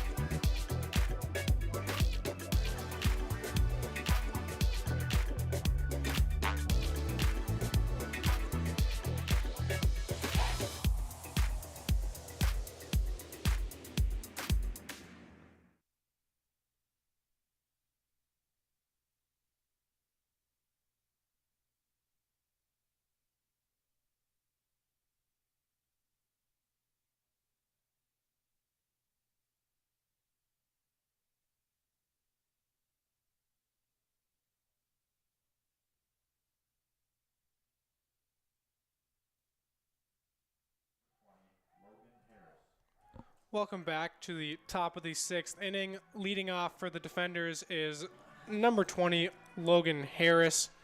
This is the top of the order for the defenders, so I'm sure they're looking to make an impact here, get a couple runs back across the board.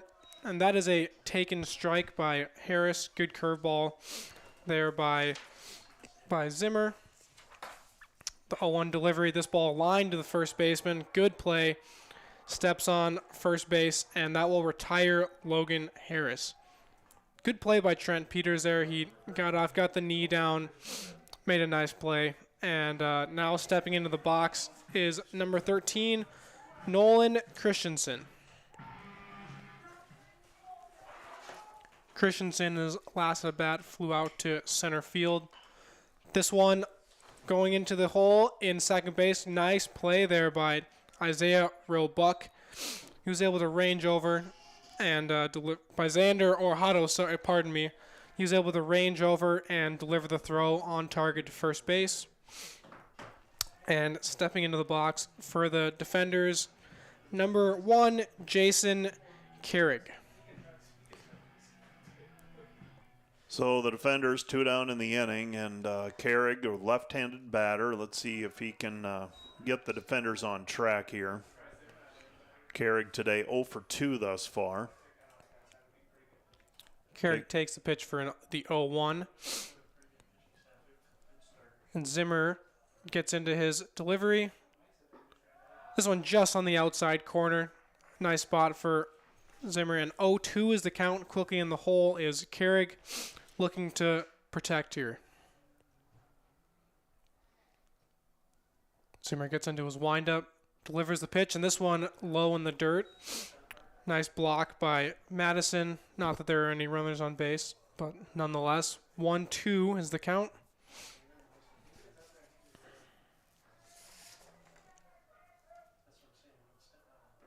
One-two delivery. This one high and outside. So here now, number one Carrick is able to bring this bat to a 2-2. Able to battle back from down 0-2. Let's see what happens with the 2-2 delivery. This one hit to the shortstop, delivered to first base, and Carrick is retired, and thus the defenders go down 1, 2, 3 in quick order, and we will move to the bottom of the sixth. Be back in a minute.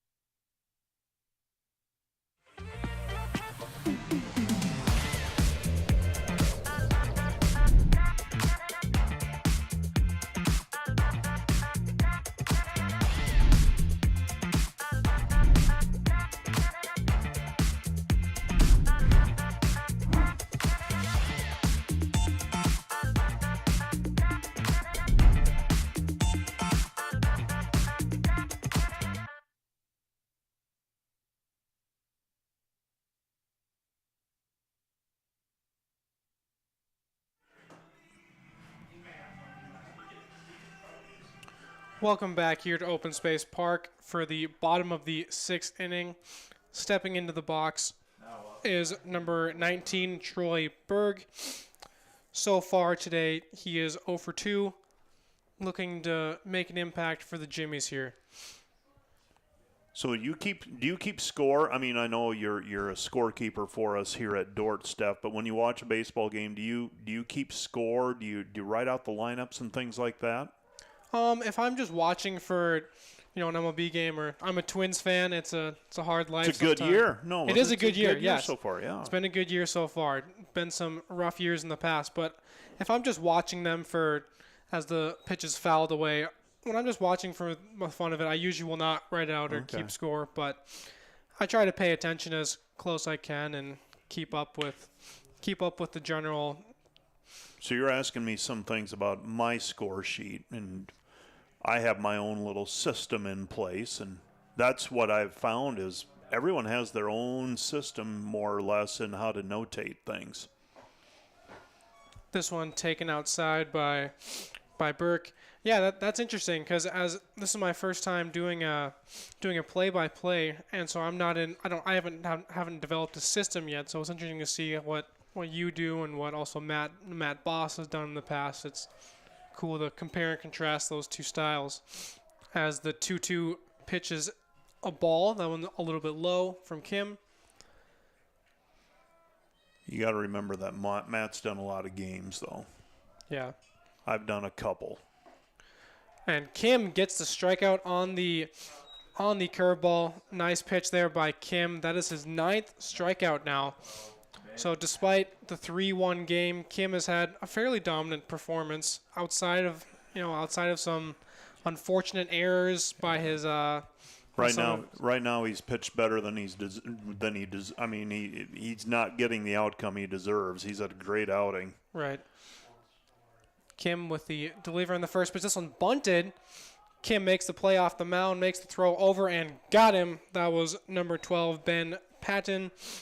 I think he tried to catch defenders by surprise a little bit there, laying down a drag bunt, but Kim able to react quickly, get off the mound, and make a nice accurate throw over to first base to Oreskes. And now number 32, Isaiah Robeck, steps into the box looking to get his first hit of the day. No panic that time by Kim either. He was very, I wouldn't say nonchalant with it, but he knew what he had to do, and he got it over to the first baseman by half a step. No doubt. Yeah, he really took his time and made sure to field the ball and then make the throw. He wasn't trying to rush anything. He looked very composed and calm out there. The first pitch of the at-bat was a strike, and Kim rears back and delivers a second pitch. That'll just be a little bit low. Sanchez fields the ball off the dirt and gives it back to Kim. 1-1 is the count. 2 outs here. Kim gets into his windup. Here's the pitch. And this one just fouled back. Just got a piece of it, was Robeck. And quickly down 1-2 in the count. Kim has flown through the batters this inning. This would be I would imagine, a single-digit pitch inning so far. He has thrown 92 pitches total. This one just misses high and outside. 2-2 is the count. But he struck out one batter, and the first one, refreshment, that was the bunt, right? Or the first batter struck out. Right, then the bunt. And this one out to the shortstop, makes the throw, and just off the top of Oreskes' glove was the throw from Carrig. I don't know about you, Mike, but That's going to be an error. I would give the error to Oreskes there. If you think it's on the throw, I could be persuaded either way. I'm going to charge that to Ethan. Unfortunately, a little bit. Yeah, that's 50-50. Yeah, it was a little high. It's tough for Oreskes to really get up there without pulling his foot off the bag. It did hit off the top of his glove, which was what made me initially think he could have the error. But once again, as a first baseman, you can't afford to jump or else you're giving up the play. So Robeck reaches on to first, a 2-out error, and up to the bat is... We've got a pinch hitter. This is Alva. Pinch hitter. And Alva had been the courtesy runner, and this is where that comes into play now. If the catcher comes around and bats again, I don't believe Alva will be able to run for him. And Kim throws over, keeps Robeck honest over there. Yeah, Alva actually putting together a fairly successful season. 303 on the year so far. Actually, with 33 at-bats, as that one is lined to the left. Not a lot of power, but he does have a home run on the year, a couple doubles, so he has a good hitting ability out there. 0-1 is the count. Really need to get out of this inning. You're in a 2-run hole now for the defenders, obviously, and the way Zimmer has been pitching, you can ill afford to be down 3 runs. 2 is going to be challenging enough, so let's see if the defenders can get that third out and get out of the inning. Yeah, no doubt. And Kim here, once again, I'd imagine it's got to be somewhat frustrating for him. He's had several errors, but he makes the play. Nice, throws it over to first base, and a fine play by Kim to get him out of the inning and protect that 2-run deficit. Coming up next will be the defenders in the top of the 7th inning, and we will be back in a minute here at Open Space Park.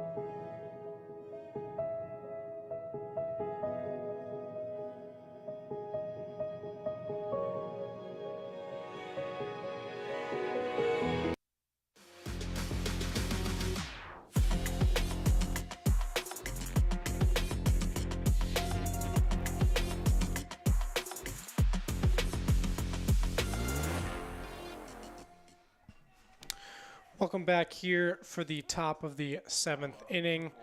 Leading off for the defenders is Drew Stanley. He is looking to start a rally for the defenders, who are up against the wall, down 2 runs, and as they are the away team, despite the fact they're at their home stadium, this will be their last at bat, and Drew Stanley looks in for the pitch, takes a ball down low. 1-0 is the count for Stanley, who will be followed by Logan DeVries and Caden Davis, the 4, 5, and 6 hitters in Dordt's lineup. Zimmer's rolling. He's only thrown 70 pitches today. Yeah, he has made quick work of Dordt's lineup all day. He's only given up, four hits all day. So he's had a dominant performance as Stanley fouls this one off, bringing the count to a 1-2. Yeah, and Zimmer, he's been doing this all year. I mean, he's 6-1, 391, 3.91 ERA. He doesn't get a lot of strikeouts, but he places the ball well, and he puts hitters in tough counts and really places his pitches well. Pounds the zone. 2/3 of his pitches today have been strikes. 2-2 to Stanley here. Need a base runner. 2-2 delivery. This one fouled off by Stanley once again, staying alive here. Dylan's got a base hit today, right? He had that single back in the first inning. Yep. Had a single in the first inning and then struck out in the 4th inning.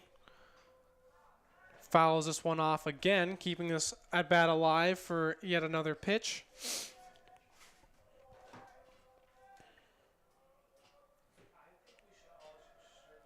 Zimmer getting ready to go in his windup. Here's the pitch.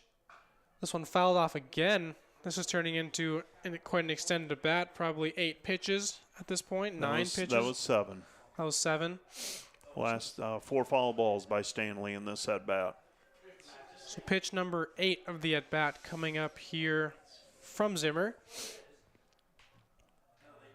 And the delivery. Ooh. This one off of Stanley's head. That is a scary scene. You hate to see that as a baseball fan.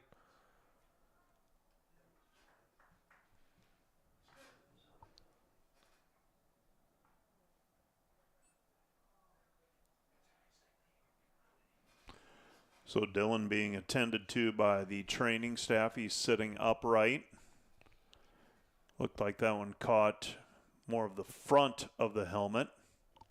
Yeah, it didn't seem to have hit him squarely in the helmet, but nonetheless, still quite a stinger. That was a fastball straight to the helmet. And Coach Bacon checks him out, is talking to him, seeing how he's reacting.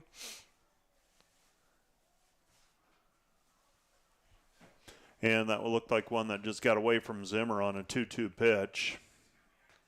Up and in, and Stanley now, as I said, being attended to by our training staff. Sidney Klaber got out of the dugout, and we will have a runner for Stanley.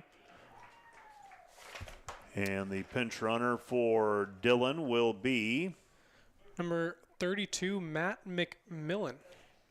Matt McMillan getting his first action of the day, and Matt, limited action thus far, I believe, in terms of games played. Now we have a conference on the mound, the tying run at the plate for the defenders, and this is what you're playing for. If you're Dordt, you get the tying run at the plate. You've got Logan DeVries, Caden Davis, a couple of players with a little bit of pop that maybe they can get a hold of one here. Now the wind, it looks like to me, not blowing out. Looks like it's in from center field from my vantage point. So it looks like Anthony Rodriguez also limbering up. We might see a pinch hitter if we get that far along in the inning as well. But you got Logan DeVries, you got Caden Davis, both with decent numbers, and the conference is over now. You got the leadoff runner on if you're Dordt, and see what they're able to do here. Yeah, and the Jimmies are looking to make a pitching change after that last batter, number 18, Hayden Brown, coming in. 1.45 ERA on the year, so he has 18.2 innings pitched, so He's been quite dominant when he has made appearances. Only given up 3 earned runs on the year, 9 hits, and opponent batting average of 150. So we'll see what the defenders can do with Brown. He's got decent velocity, just judging by his warm-up pitches, and great outing by Zimmer.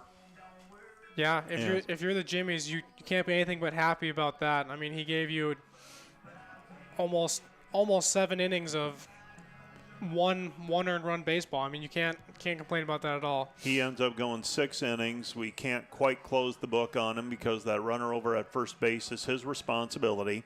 1 walk, 7 strikeouts, and through 6 innings, he faced 4 over the minimum, beg your pardon. So good outing by Zimmer. He was helped by that double play ball in the first inning to get himself out of some trouble.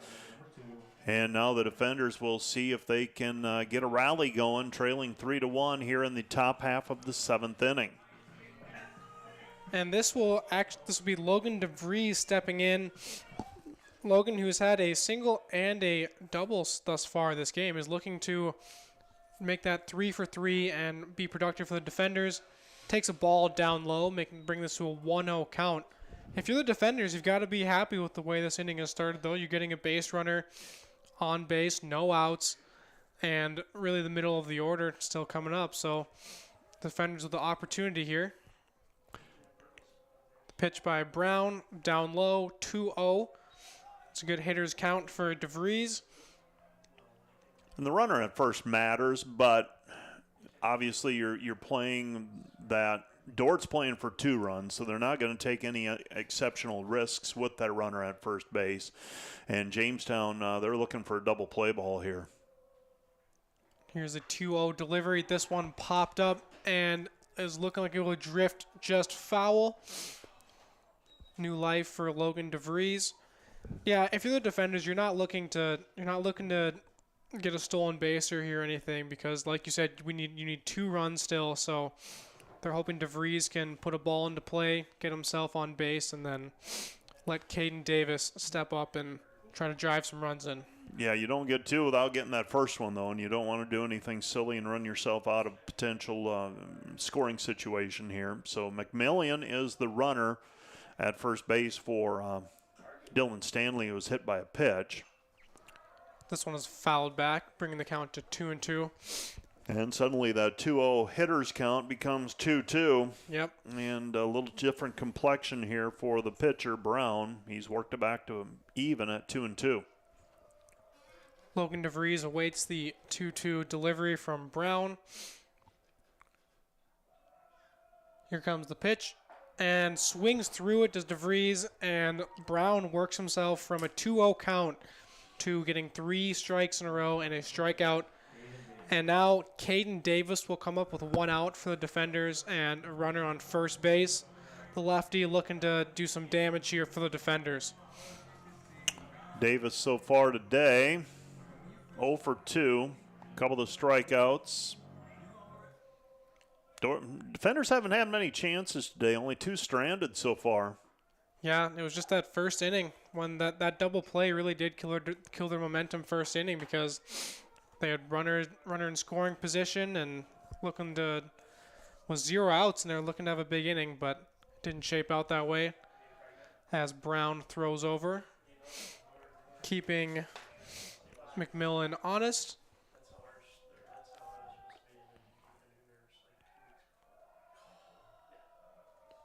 Brown with the 1-0 delivery on the way. This one in there for a strike in the top part of the zone, brings the count to 1-1 with 1 out here for the defenders. Caden Davis with some power, though. As noted, he does have 5 home runs on the year thus far, so he does have the potential to do a lot of damage here. This one on the outside, taken as a ball by Davis. 2-1 is the count.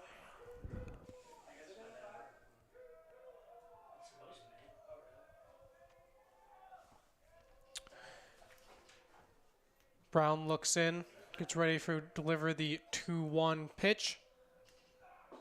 This one low for a ball, 3-1 count. So Caden Davis able to work it to a favorable count here for himself. Looking to either... We'll sit and look for a pitch now. Yep. This is get one you want if you guess right. This one driven into the gap in right center field. Let's look for like trouble. This one is down. It hits the fence. Davis digging for second. And McMillan was being held up at third. But that is a beautiful piece of hitting by Davis. He gave that one a ride. I believe they hit the fence on the fly. So yeah, he did. Very well driven ball. And that will set up runners on second and third with one out for the defenders. That's what they needed, and they got it through. Caden Davis able to deliver. Stepping into the box now is number 23, Juan Sanchez. Looking to drive in a couple runs, looking to get those runners in. All you need is a base hit now for the defenders. Mound visit for the Jimmy's pitching staff. Just trying to get Brown to take a second, take a deep breath, get back into the swing of things. For the Jimmies, this is a dangerous situation. For the defenders, they're looking to capitalize here.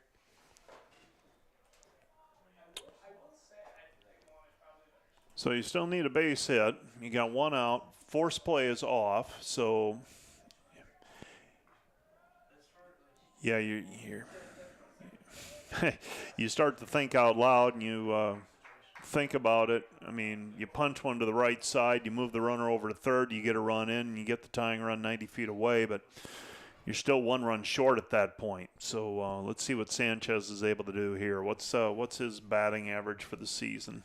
Sanchez coming in with .268 batting average. He is 0 for 2 today. However, he had a fairly hot series this past week, and he's looking to come up big for the defenders here in the top of the 7th inning. Brown with the pitch. This one fouled off right back our way. And 0-1 is the count for Sanchez. Yeah, Sanchez with a .268 average, but he also has 12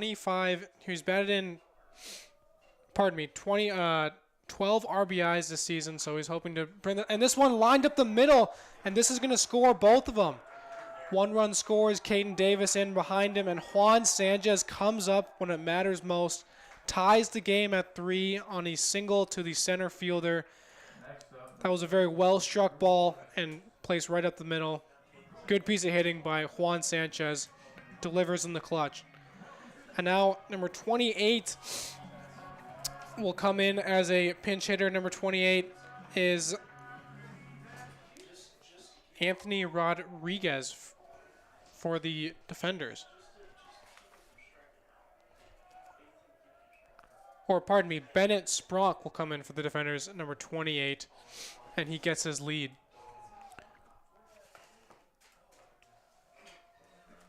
Stepping up to the plate, Drew Oreskes takes the first pitch for a ball. Just misses down low.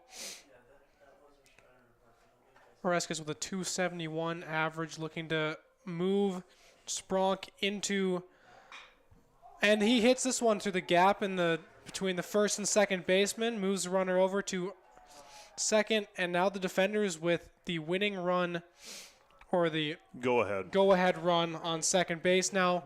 Runners on first and second with one out. And Brown, for how well he's pitched, the defenders have jumped on him as soon as he got in. The defenders with a productive 7th inning so far, and Caleb Beard will come in to run for Drew Oreskes. Getting some more speed on the base pass, hoping to get at least 1 or 2 runs in if possible. Yeah, this inning couldn't have played out any better for the defenders. I mean, they've put the ball in play now after being stymied most of the way. We can close the book on Zimmer. He will not be involved in the decision. And Ethan Hogester with the swinging strike on the first pitch. 0-1 is the count. Yeah, the line for Zimmer now, he's charged with that second run, so he gave up 2 earned runs. When he left, that's his responsibility yet. Now Brown, he can win or lose it. Save is out of order, obviously. Right. The 1-1 delivery on the way. Just catches the outside corner, bringing the count to 1-2. Even still for Zimmer. A very good outing. I got taken out in the last few innings. It's kind of an interesting decision to take him out there. Do you bring in the reliever? This one hit up the middle. Get there.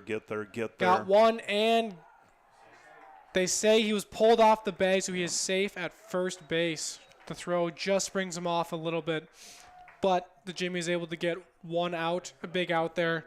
And now runners on first and third for Dordt with Logan Harris coming up, top of the order for the defenders. Officially goes as a fielder's choice. You cannot assume that the double play is going to get turned, so runners at the corners now. Go ahead and run over 90 feet away with Bennett Spronk. And now, obviously, there's a lot of ways that run can come in to score, one of them being a wild pitch or a pass ball. So let's hasn't been an issue so far for Jamestown, but let's see what happens here in the top of the 7th inning. Oh, and the 0-1 delivery gets away, and Spronk will come in to score. There you go. There's your wild pitch. You called it. That was the announcer's jinx, I guess. Comes in. It doesn't always work that way. No, it doesn't. I think that's got to be the first wild pitch for the Jimmies all day with runners on base, and comes at a big moment for the defenders, who are now leading 4-3 with a runner on second as well. Logan Harris looks in for the 1-0 pitch. This one hit ground to the third baseman, makes a throw across the diamond and retires Harris, bringing this top of the 7th inning to a close. But the defenders able to strike back, take 3 runs, as well as the lead. And they're hoping to close it down here when we come back in the bottom of the 7th inning.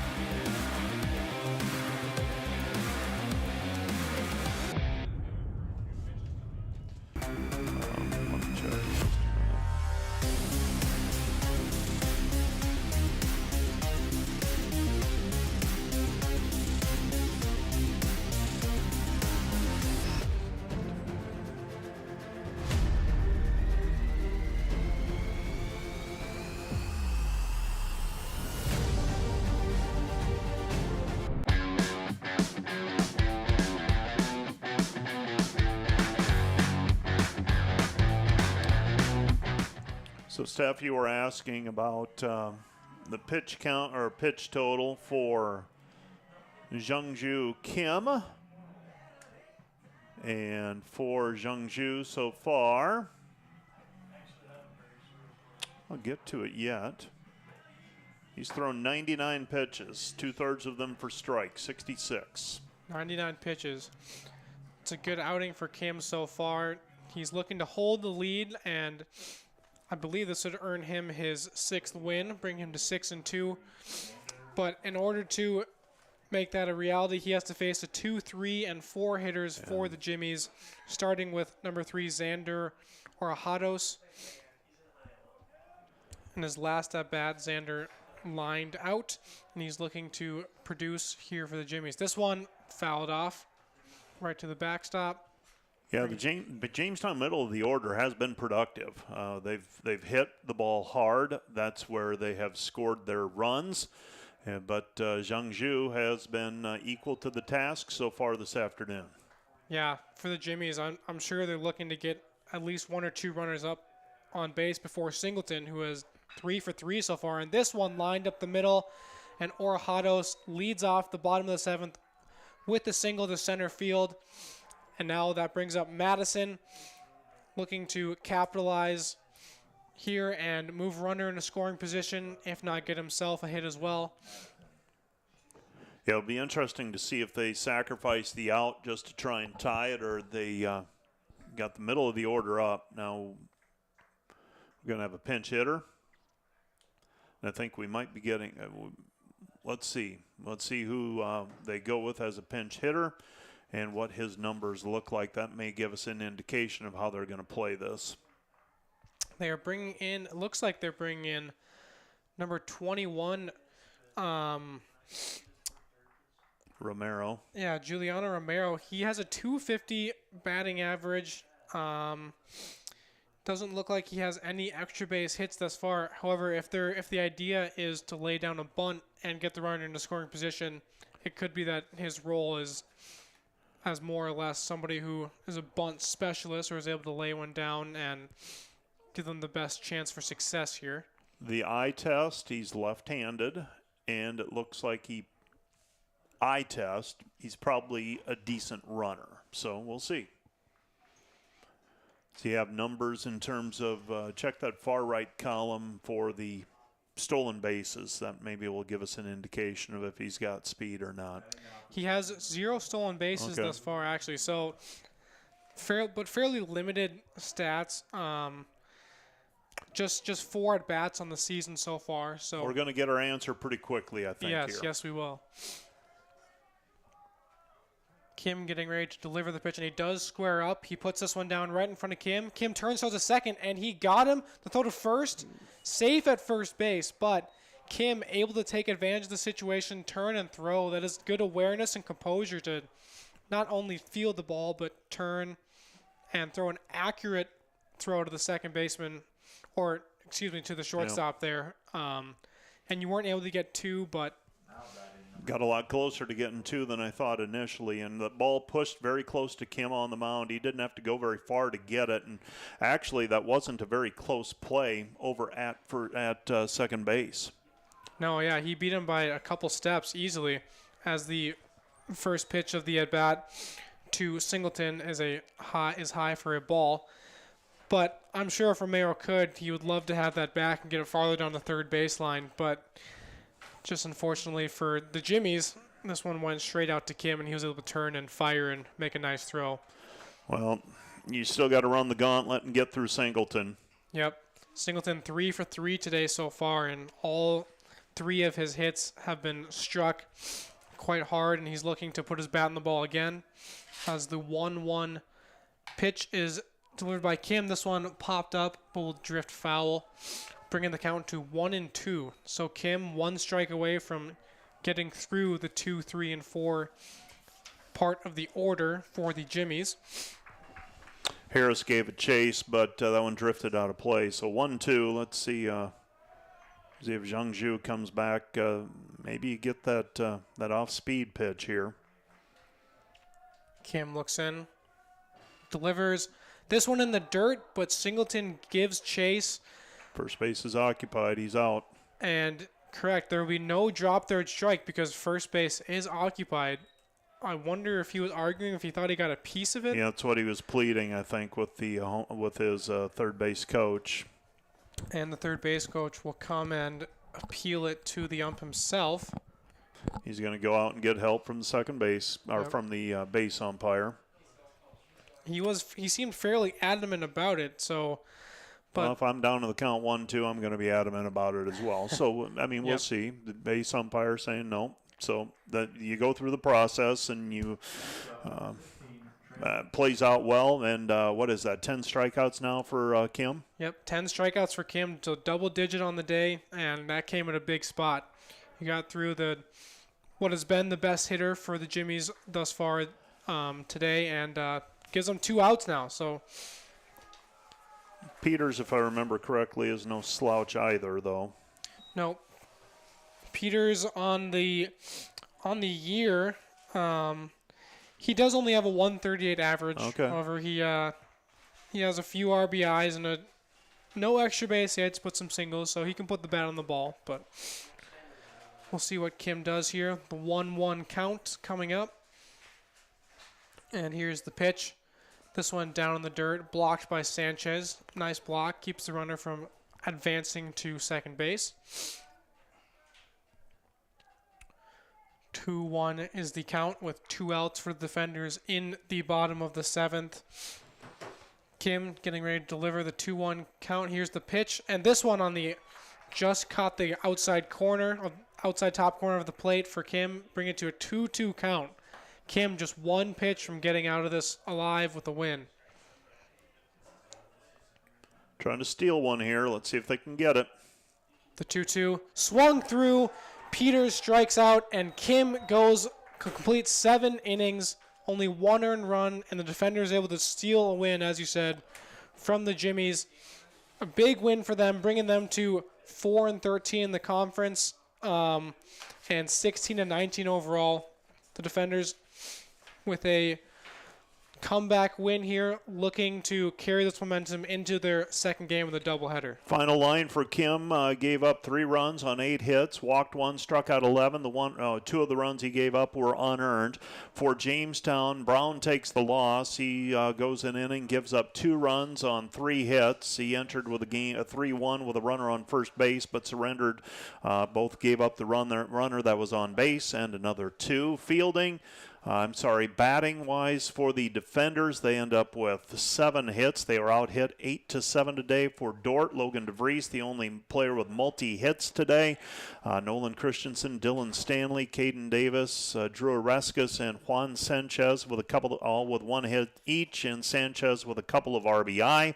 And for Jamestown, they got 3 hits each from Singleton and Orajados, and the winning run for the defenders comes in on a wild pitch in the top of the 7th inning. So Dordt gets the win 4-3. That's going to do it for the first game. We'll be back with game number 2 in about 20 to 30 minutes. We'll sign off now. We'll let the Dordt Media Network run through their game highlights, and then we'll restart things, and we'll be back with game number 2 in about a half hour. All right, thank you. See you in a half hour.